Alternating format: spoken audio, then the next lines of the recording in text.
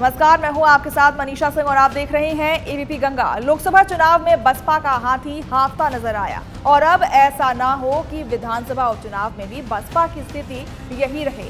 ऐसा हम इसलिए कह रहे हैं क्योंकि नगीना से जीतने वाले चंद्रशेखर आजाद मायावती के लिए विधानसभा उपचुनाव में भी चुनौती बन सकते हैं। आजाद समाज पार्टी के अध्यक्ष चंद्रशेखर आजाद पहली बार नगीना लोकसभा सीट से चुनावी मैदान में उतरे और मायावती के सिपाही को बुरी तरह पछाड़ते हुए शानदार जीत हासिल की। उन्होंने बसपा के दलित वोट बैंक में भी ऐसी सेंध लगाई कि इसका असर आगामी चुनाव में पड़ सकता है। ऐसे में चंद्रशेखर आजाद मायावती के लिए किसी मुसीबत से कम नहीं है।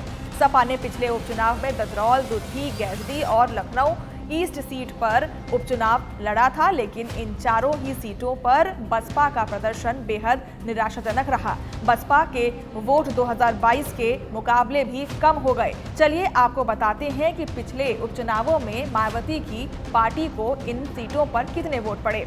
बसपा ने पिछले उपचुनाव में ददरौल, दुधही, गैसडी और लखनऊ ईस्ट सीट पर उपचुनाव लड़ा था, लेकिन इन चारों ही सीटों पर बसपा का प्रदर्शन बेहद निराशाजनक रहा।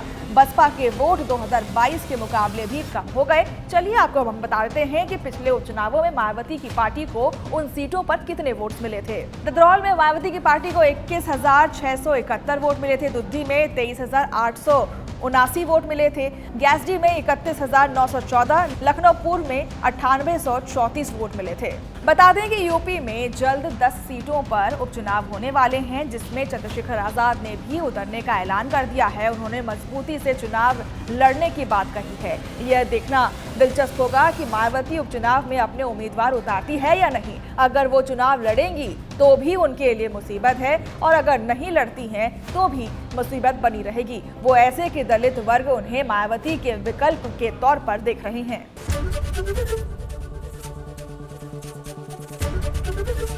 एबीपी गंगा, खबर आपकी, जुबान आपकी।